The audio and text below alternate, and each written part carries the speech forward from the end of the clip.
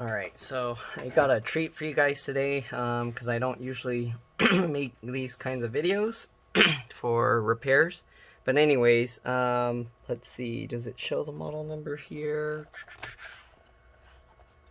I guess they peeled off the model number here, so I don't even know what to tell you guys. This is a Lenovo. Hopefully somebody knows the model number. There's no model number on here anywhere. So they peeled off all those stickers. There's no serial numbers or anything. But I'll try and look into it, and then I'll actually, if I find out what the model number is, I will post it as the title. So I'll probably try and see if I can figure out from the internal components. Anyways, so from the bottom, you got to remove all the screws. The customer already did that. So hopefully that's all they did. But there's the screws here. 1, 2, 3, 4, 5, 6, 7, 8, 9, 10, 11, 12, 13. If you're just removing the optical drive, you just remove this one screw here, and then you can pop out the optical drive. The safest way to pull out the CD drive, if you can, if your computer still turns on, turn it on first and eject the CD drive, but you can use a little needle like this. There's a little hole in the optical drive. So you basically just insert the needle there and kind of wiggle it around, and then it'll pop out. Okay, so once you get that to pop out, what you do is you grab the tray, kind of extend it as much as you can. It looks like they damaged this as well, so I don't know. I'll try and hold that in place, and then you basically just pull the CD drive out from that. But they damaged the plastic here, so I don't know. It's kind of, let me see if I can push this in place so it doesn't destroy itself when I try and pull the CD drive out, because I do need to pull the CD drive out before I take everything else out. Jeez. Okay, so I'm gonna have to use this tool to hopefully get it to slide over. Okay, there we go. So there we go. Alright, then you can just close the CD drive, set that aside. I guess they tried to just yank it out without removing the CD drive first, and it damaged this. But anyways, I probably shouldn't have snapped it down, because now I have to take it back out. But okay, so you want to pull this bracket out. Normally I would pull out the other side, like this side first. So what you do is, in between the palm rest and this darker gray plastic, there should be a gap. Let's see here. So what you do is you get your fingernail or pry tool in that gap. Alright, the gap is pretty small, so you might have to work it. Alright, so I got my fingernails in. So what I do is I get my fingernails in the gap, and I push with my thumbs on the back while I pull with my fingers up. Okay, just like that, and just go all the way around, and just like that you can remove the cover. Okay, so I'm gonna have to clean the dust out. It is a little dusty, but the main goal here is to remove the charge port here. So first thing you want to do, of course, is disconnect the battery. The battery doesn't have much slack here, so you are first going to have to remove the screws. Try to keep the screws in order as usual. You want to try and put the same screws back where you got them to keep them from getting mixed up, because if you put the wrong size screws in the wrong holes, you can damage things. Alright, you don't want to put the wrong size screws in the wrong size holes. You should know that. Anyone should know that. You learned that as a baby with those little blocks where you put different shapes in different holes. You don't want to force the wrong kind of block in the wrong, that could also be interpreted another way, but yeah, you get what I mean. Okay. Alright, all my junk is falling over. Okay. So, I guess might as well explain what's inside the computer. But to remove the battery, I just go underneath. I try and get my finger to grip underneath the cable. Let me see if I can show that for you. Oh, why didn't it zoom? Here we go. Oh, my phone's gonna overheat already. Jeez. Okay, so basically I get my finger underneath, as you can see, and then I use the other one on top, and I kind of just wiggle the connector, and it'll pop out just like that. So the battery, is there a model number here? I don't see the model. Oh, here. L16C2PB2. There we go. So there you go. If you need the model, it's right there, L16C2PB2. Set the battery aside. Alright. We got the serial number, or not the serial number, the model number of the motherboard or logic board.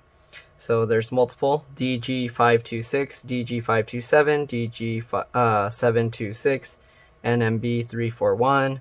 So hopefully with that I can figure out what model this is. There's also the keyboard model number here. Maybe I can figure it out with that. If you need the model number, there it is. I don't want to read it off. There's a billion numbers there. So hopefully you can read that. Okay, the optical drive connector is removable, so if it does get damaged, you can replace it.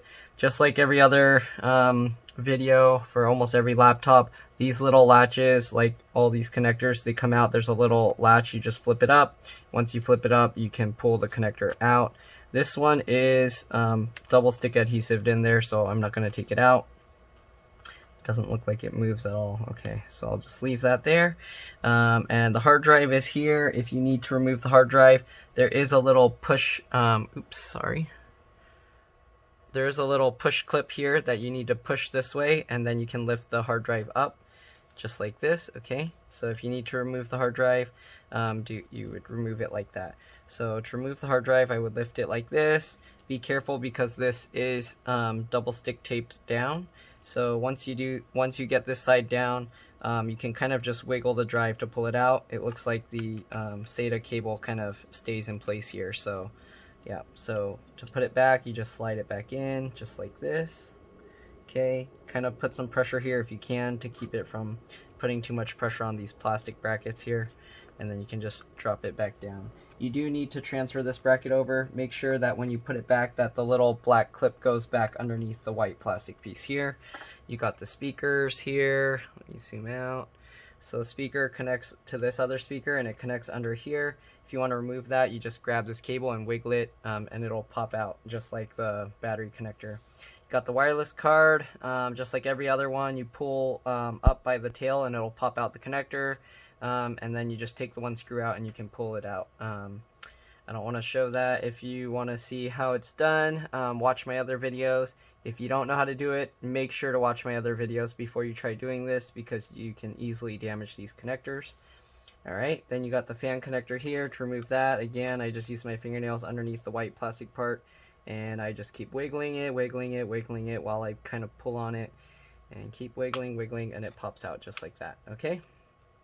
You probably want to see a close-up of that, but yeah, let's see here. So there's the connector.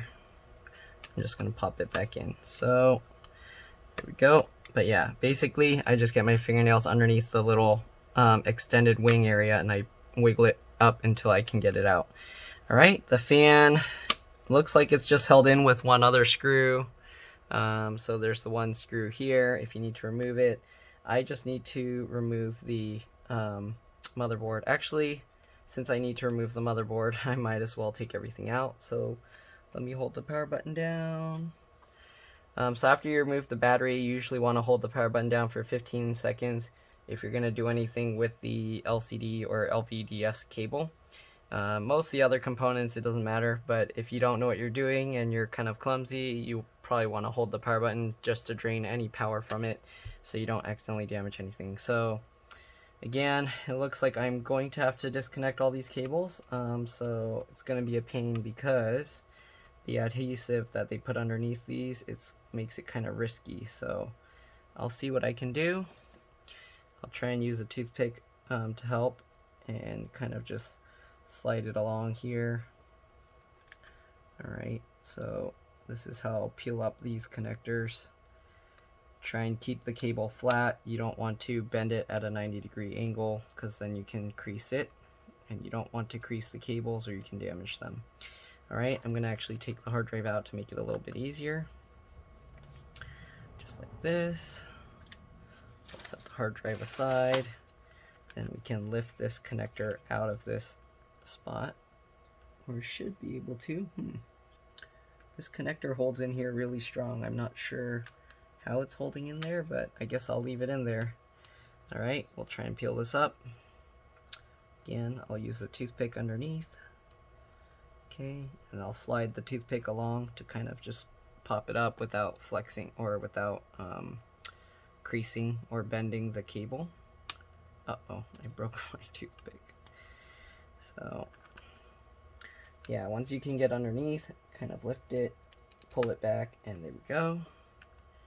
Alright, I'm not sure what's holding this in place. It's kind of weird. It's probably you just have to, I think you have to flex the case a little bit. So if you lift this up, and then I can pull this part down, it kind of bows up in the middle. And yeah, that works. So you can do that to take this cable out if you need to take it out. Alright, so I'll take that out, set it aside. There's a warranty sticker there, so I am going to have to void the warranty. If you need to change the RAM, just get underneath this metal place. I use my fingernail. You can use a plastic pry tool and then just pop it up, just like this. Okay, there's only one slot for RAM, it looks like. There's also RAM soldered to the board, so you can't replace all the RAM, but this is PC4 2400T, 4 gigs. So if you need to change the RAM, that's what it is. Alright, I'm going to leave the RAM in there. And I will put the metal plate back on. Make sure when you put the metal plate back on that it lines up with the little things that grip the little bottom parts. Okay. Just like that. Line it up. And then push it down. Sorry if my head got in the way. But there you go. Then we'll disconnect the optical drive connector. Alright. They put adhesive on all of these. It's a pain. Okay. So you kind of just have to pull it and be careful. Alright. The wireless antennas, you just pop it up again from the tail. Oops, you probably can't see any of what I'm doing.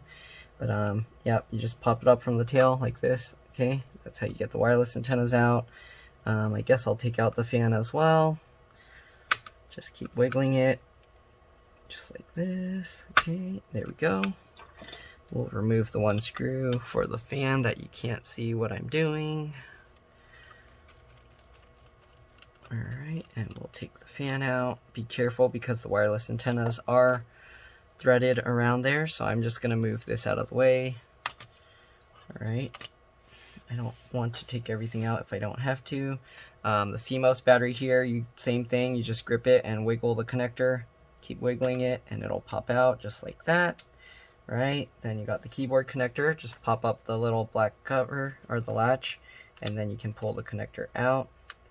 Alright, let's see, anything else? The speaker connector here. Again, you probably can't reach the connector itself, so you might have to just grab the cables as close as you can to the connector and keep wiggling it and you can pop it out just like that. Alright, then we do have to undo the hinge screws, so take out the 2 hinge screws.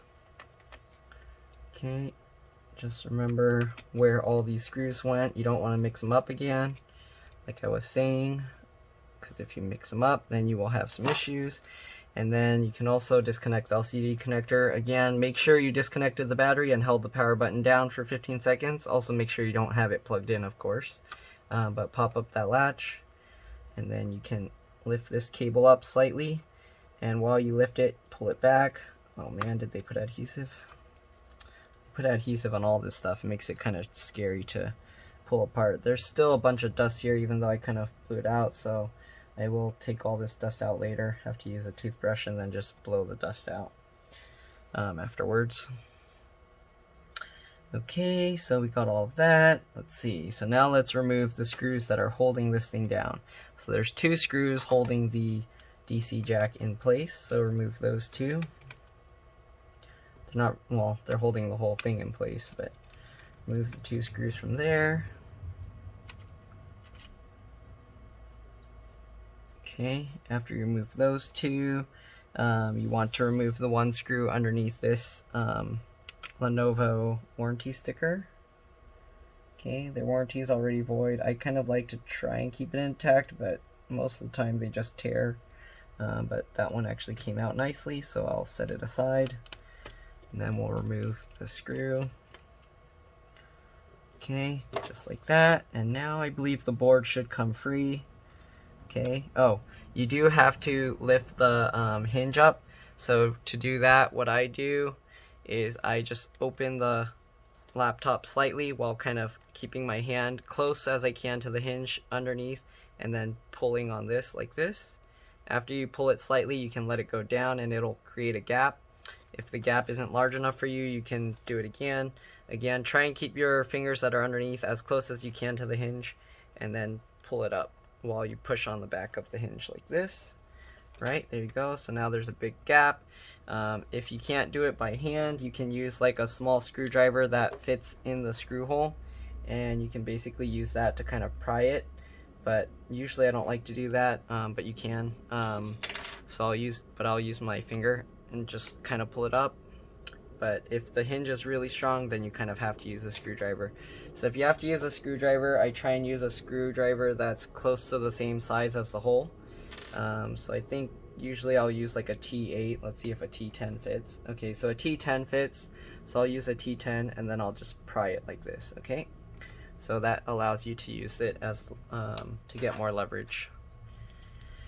Alright, once you got all of that out, you should be able to lift the board. I don't think there's any other screws holding it in place. Okay, there was something sticky underneath that held it down, maybe a thermal pad or something. I don't see anything, so maybe they just put some adhesive somewhere here. But anyways, we're going to be replacing the charge port here. So to do that, you're going to need either a solder gun, or the easiest way is with one of these hot air station things. So I don't know if you'll be able to see it. Let's see here. So I'm going to set it on my desk. Usually I have to hang the board off my desk.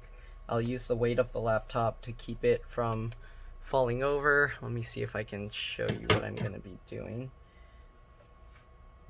Okay, so I have a thing that has some claws that I usually use with rubber to kind of prevent it from being damaged, but we'll do it on my table because everyone has a table, and this way will work as well. Okay, so let me see if I can show you. I don't know how I'll show this. Let's see here. Maybe like that. Okay, that works. So you can kind of, no. Let me zoom out some more. Okay, so you can kind of see that. I will have to use a smaller thing here. So let's see, that should be about good size. Usually I like to use a smaller one, but you can use like a larger one to just make sure all the heat goes around. And then you would tighten this thing on, okay? Okay, so now we're going to use hot air to do this. Alright, so usually I use the air on low speed, but then high heat, or low air.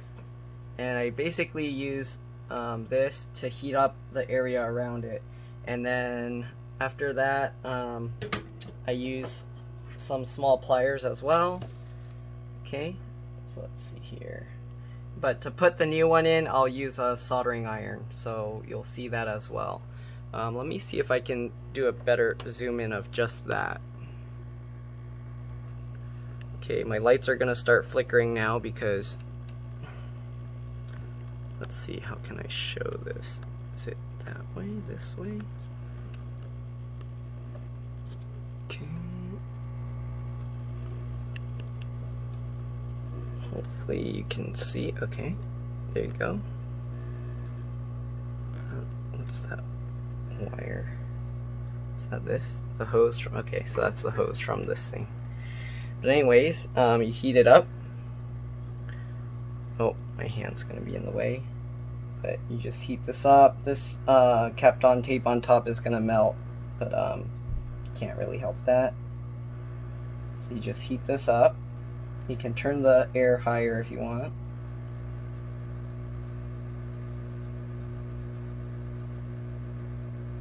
And usually I try and heat the surrounding area a little bit so it doesn't like heat up just everything or just melt the one spot. Okay. So just keep heating this. When it's getting close to being hot enough, you can kind of put some upward pressure on the bottom and you'll know. See, it's coming out now. And then you can grab the charge port and take it out. All right, so it comes out pretty easily, just like that. Then you take the replacement one. Okay, usually the solder will kind of melt and be in the way, so it's kind of gonna be a pain, so you gotta like heat this up. Usually I won't do it this way because doing with this, it's not as good. So what I'll do is I'll use the air and turn it kind of high and then try and blow the solder out.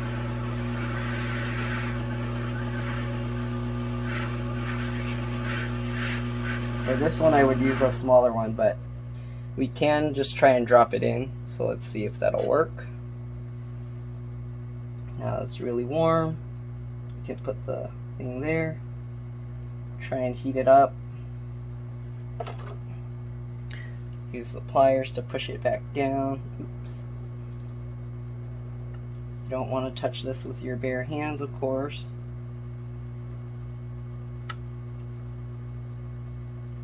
Alright, so just heat it up. Try and melt the solder back.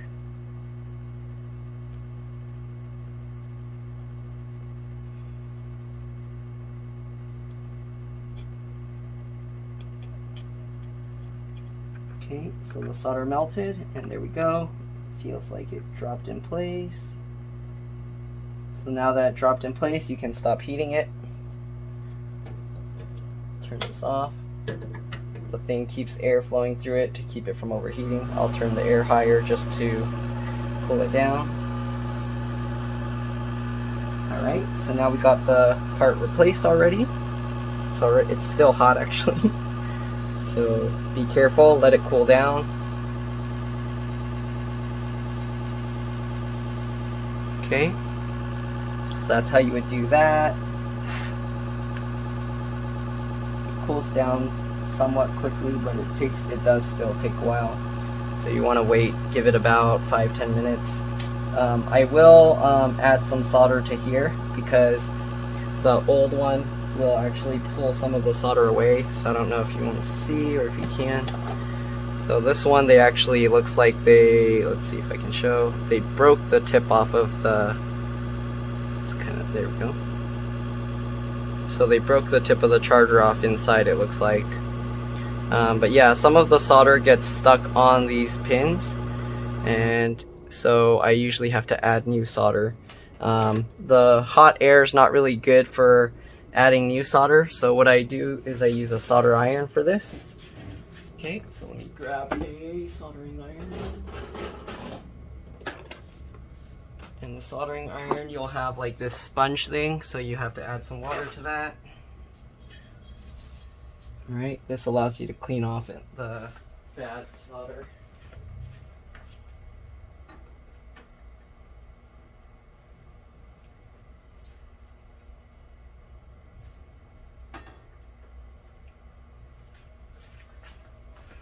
Okay, so now we got the, let's see if I can show everything at once. I don't know. Where's that? There. Okay.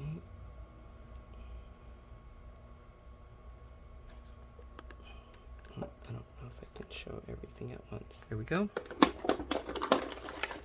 Alright, so maybe I'll just say Lenovo laptop DC jack replacement soldering or something. I don't know, because it's not specific to this model. Well, the rest is, so we'll leave it. I'll find the title. Alright, so I'll use the soldering iron. Usually, I got this on Amazon, but usually I'll set it like around 400, 425, around there. That's Celsius, I believe. Alright, so we got this. I don't know if you can even see it. Alright, so I'll do that. And to make this easier, the trick is you get a thing of flux. There's all different kinds of flux you can use. So I've seen some people use a paste one. That's probably the easiest, where it's like in a syringe. But I'll just use this stuff where I use a little stick and I just apply it where I need it.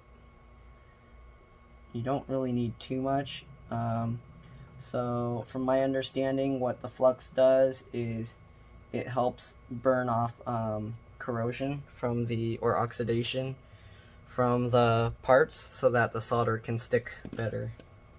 Normally the flux that you buy, it comes with, or the solder that you buy has flux built in, but as you burn it, it burns off really quick. So what I found, this is what makes it way easier. So it's kind of dangerous to kind of do this over the board. So usually you want to do it off to the side, but so I'll do it over here.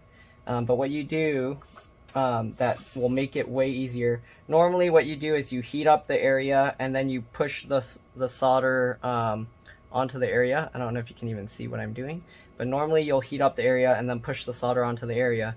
But because I put flux already on there, what you can do instead is you can put the flux on the soldering iron like this, and then when you touch the melted solder to that, the solder will actually flow onto there. So it makes it so much easier. Oh, I didn't put enough. So let's add more. I'm probably teaching bad soldering habits, but I mean, it works a lot easier. So if you wanted the tricks, that's the trick. Oh, this one, it looks like the solder leg here is not holding. Oh, okay, it's not hot enough. There we go. I have to heat it more. There we go. So you just heat it up and it all flows in place. Okay, so that's what I found works a lot better. Is these are like cheats. You put the flux onto the surface. Okay, so I probably set this too high. I'm going to set it a little lower, so I'll set it to like 400 because it's oxidizing the tip of my soldering iron way too fast. Okay, so like I said, you just put a bit of solder onto the soldering iron. Alright, and then you just touch it where you want the solder to go. Hold it there so that it gets hot enough to melt and flow. And there you go. Then you got a good solder joint. Okay, so that's what I found works the best. And if you do still want to add more, you can do it the original way. Once you get some solder in there, it allows the heat transfer easier to where you want it, and then you can do it that way. Okay. All right. So if the area is small enough, you can do it this way. But again, see, it's like really difficult. So it's easier. You add some solder to this. Again, don't do it over the board because you don't want to drip the solder onto it. And then just touch the melted solder where you want it to go, just like that. Now that it's heated enough, you can, or now that it has some solder there to flow, oh, this one already went, then you can do that.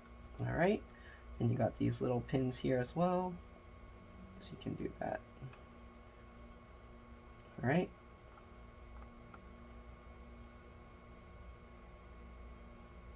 Heat it up. Add the solder. There we go. Okay. And usually you want some good ventilation to blow the stuff away so you don't breathe it in. I don't have one. I just blow at the smoke while it's going. But there you go. So yeah, if you want, you can solder on the other side too, but they don't, from the factory, they don't even do that. They just solder from this one side. So yeah. And then to clean off this extra flux, you just use some rubbing alcohol and a paper towel. Uh-oh, it's overheated, my phone. Alright, so like I was saying, before I got cut off because my phone got too hot again. This new phone, I don't know, it gets hot too easily. I might have to maybe change the setting that I record at so it's not as nice. But we'll see. Alright, but anyways, as I was saying, there's the leftover flux there, and you want to clean it off. You don't want to leave all that gross stuff there. Okay, so what you do is you get a paper towel or napkin, and then you just put I have this thing that sprays rubbing alcohol, so I'll just use that, put some rubbing alcohol in there, and then I'll just wipe this off. Okay, all right, so just wipe it with the rubbing alcohol, and you'll see all that brown stuff will disappear. Okay, you might have to use multiple times because the paper will get dirty, and then you gotta kind of fold it over, use the other side, and then wipe it up some more. Alright. So you can do this with a soldering iron as well if you don't have the hot air station's kind of quite a bit more expensive. So if you want, you can do this with a soldering iron. You'll just have to slowly like heat each side and slowly lift it out, since you can't heat the whole thing at the same time. Okay, so just like that.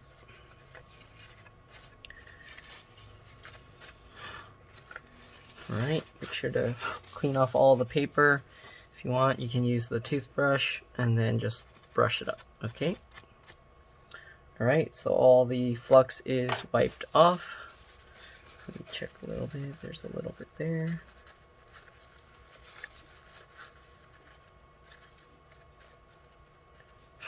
Okay.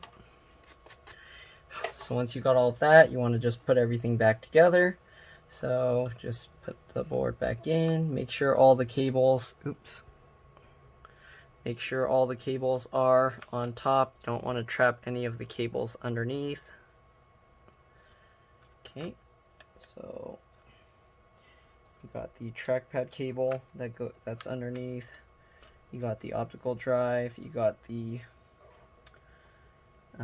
CMOS battery connector. Okay, got the fan, the speaker. Just make sure everything is on top. Alright, did I turn this off? Oops, I left the soldering iron on. And when you're done with the soldering iron, what you want to do is clean it off. Make sure to clean off all the corrosion with the wet sponge. And then I'll apply fresh solder to the soldering iron to keep it from corroding again.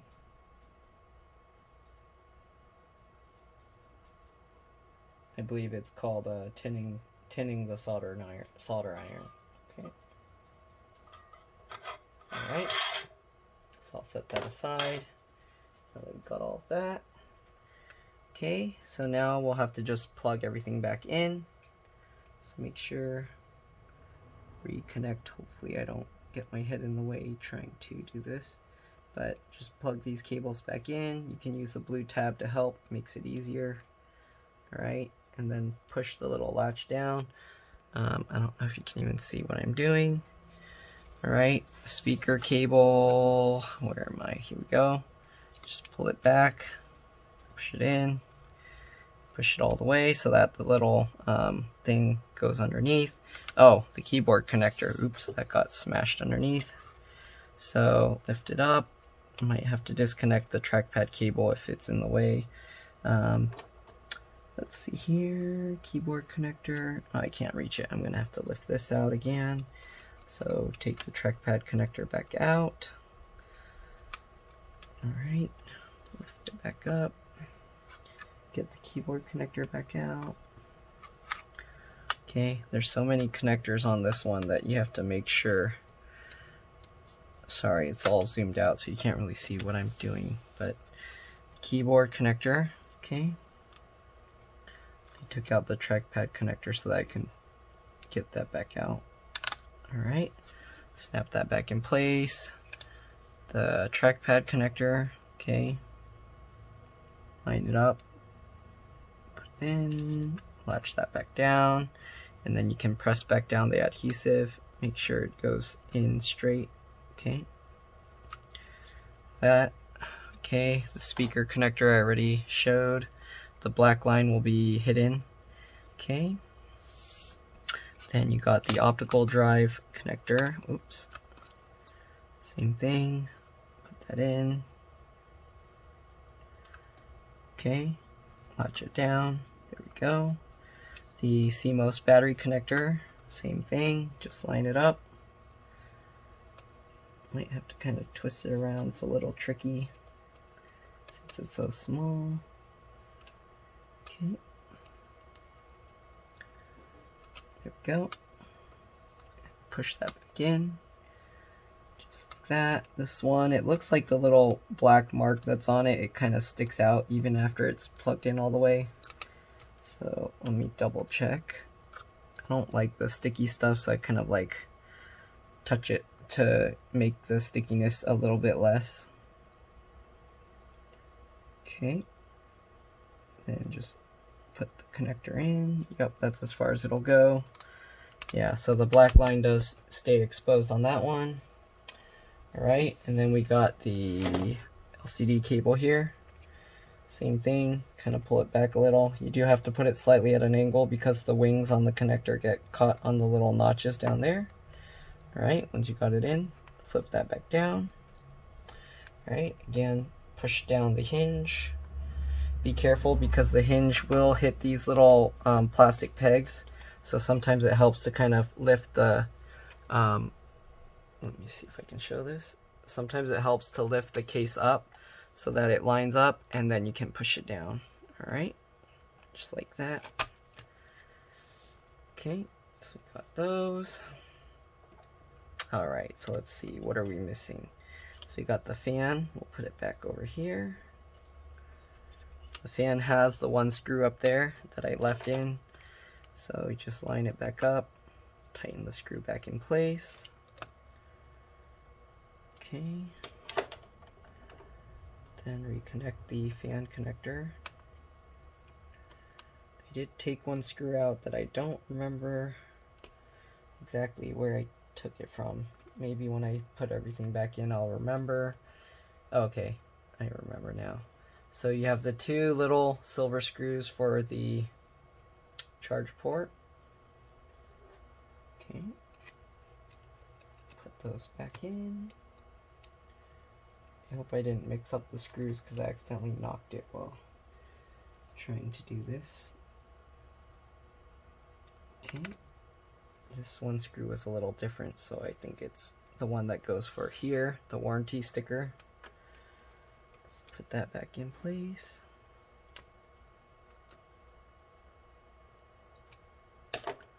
Okay, the little circle warranty sticker got stuck somewhere. I don't know where it went. Oh, it's on the fan.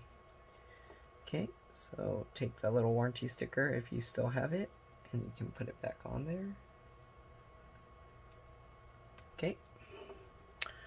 And you got this connector for the SSD or the hard drive. You can upgrade it to a 2.5-inch SATA SSD if you want. Connect that in. Alright, latch it down. Alright, again, you might have to flex the case because it's kind of difficult to push back down, but if it goes, you can push it in. Okay, just like that. Now we'll take the hard drive again, put it at an angle like this, slot it in, push the hard drive in, make sure it goes in properly. It's getting caught. There we go. Alright. And then again, there's this little plastic notch here. I don't know if you can see it, but you have to push it in and then make sure to push it down so it goes underneath the little white notch there. That way the hard drive stays in place. Okay, got all of that. Now let's see, what else do we got? We got the fan or the wireless antennas. Okay, to put those back in, just line it up. Make sure you get it completely lined up. I like to test if it's lined up by running my fingernail over the top. If it doesn't move around, then I know it's lined up. Then you can push it down. Alright, same with the other one. It's lined up. Okay, push it down. Hear the nice click sound. Okay, then we got the, what do you call, the battery. Okay, push that back in. What did I forget? Oh, okay, that's what I forgot. Okay, don't forget the hinge screws. The hinge screws, I like to use thread locker on them because if those screws come loose, then the hinges can damage the screw mounts. So I just take the screw, I don't know if you can see, but I have this red thread locker. So I just add a little bit to the screw.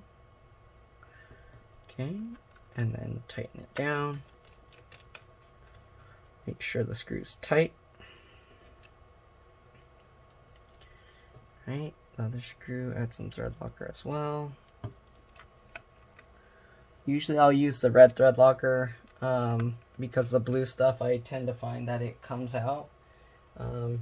Also, make sure that the cover is the right way. You want to make sure that you have the right screw lined up, because sometimes you might put it in the wrong one and then you won't be able to put the screw in. I'm going to clean this cover, the plastic cover, off a little bit because it has a lot of dust in it. Okay, since it's open, might as well do it now. Since they only took the bottom screws off, I'll put them back, but usually I don't really like putting screws that other people kind of mixed them all around, because if you put the wrong screw in, you can damage things. So, okay, so you got that. Make sure you tighten down all the hinge screws. Okay. Don't forget the battery screws as well.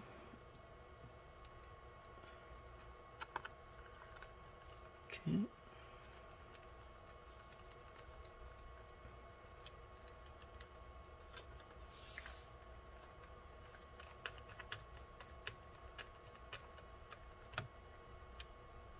Alright.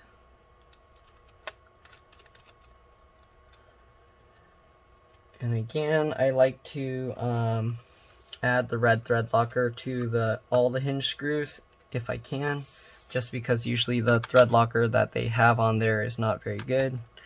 So I'll take the screw out, add some thread locker to the screw. Usually you don't want to do this over the computer, but I'm trying to show you what I'm doing. Okay, just like that. Alright, I'll also add thread locker to the case screws that go into the hinges as well, just to make sure it gets a really tight tight hold with the hinges. Okay. Alright, so now that we got all the screws and components reconnected and plugged back in, alright, we got everything. Yep. Now we'll put this cover back on. Alright, just snap it back in place. Right, push it back in, snap everything back down. Make sure you snap down the clips on this side as well. Okay, just like that. Everything should snap in nicely. Looks good. Put the CD drive back in. Alright. Oh, not that. Gotta use their screws. Okay, so they took all these screws out. Let's see if any are different. I think they're all the same. Yeah, okay, so all the screws look the same. So again, I'm going to add thread locker to the ones that hold the hinge in place. So just add a little bit. Put the screw back in. Okay, those are the only two that I'll usually add thread locker to, the ones that go into the hinge, because those are the ones that kind of move around the most and can come back out. Alright, so now we got all that in place. Put the rest of the screws back in. Okay, that's pretty much all there is to this. Hopefully this video helped you. If it did, please like and subscribe, because that'll help others find my videos. It also helped me. Don't forget, I'm still running a contest. I'm waiting for 100 people before December to post a video of what they learned from my videos. Doesn't have to specifically be from what you learned from my videos. If you already knew how to do it, you can you can show that too. I won't know. But yeah, so hopefully this helps. Again, don't forget to enter the contest. I'm still waiting. I will show, I'll plug this in after I get all these screws back in, just to confirm everything's working. Hopefully their charger's working too, because sometimes people bring me a broken charger, so even after I fix this, it still doesn't work. But we'll see. So, only got the bottom 4 screws left. Okay. Alright.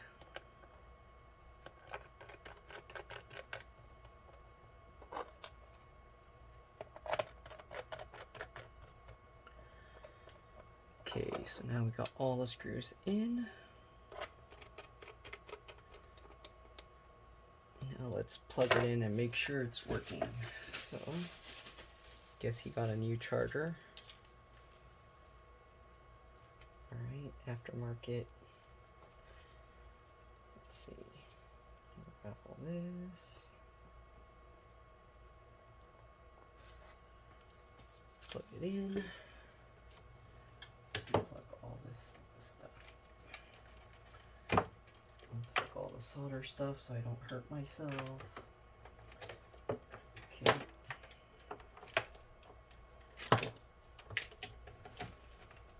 This in. That plugged in. Alright, so let's plug this in and see what happens. Hopefully the charge light will come on. There we go. So the charge light's blinking. I don't know if that means it's charging or the battery's just super low. Oops, sorry, you can't see that. So it's blinking now. Before they couldn't even plug it in. This charger is like a really tight fit, so I hope they don't end up breaking it again, because it feels like it's difficult to plug in. They might have to kind of wiggle it when they pull it out. But it works. It's charging. It's doing something. I'm gonna see if it turns on. I think their battery's probably just super low. Let's try and go to the BIOS or boot menu. Usually it's F2 or delete. Since we reset the CMOS battery, it might do something weird. It did go to the Lenovo boot screen. Okay, it went to the BIOS, so it's working. Oh, here we go. Lenovo IdeaPad 320-15ABR. So that's the model. Okay, so I'll just remember that, and then I'll put that in the title. So the date and time's all screwed up. I do need to fix that. I'll fix that later. Okay, it doesn't show anything about the battery in here, so I'm just going to exit. Once you reset the BIOS or remove the BIOS battery, you always want to check the date and time, because if you don't fix that, you're going to end up with some issues. Man, what'd they do to this? I probably could have pulled that piece out, but I guess they tried and damaged it. Okay, so their computer is booting. It is showing the Lenovo screen. Oops, I don't want to show their account if it does pop up. Okay, so it is working. Date and time is there. It shows a plug thing, but it shows like an X over it, so that's kind of weird. I hope it's actually charging. Let me see. Okay, I unplugged it and it's staying on, so that's a good sign.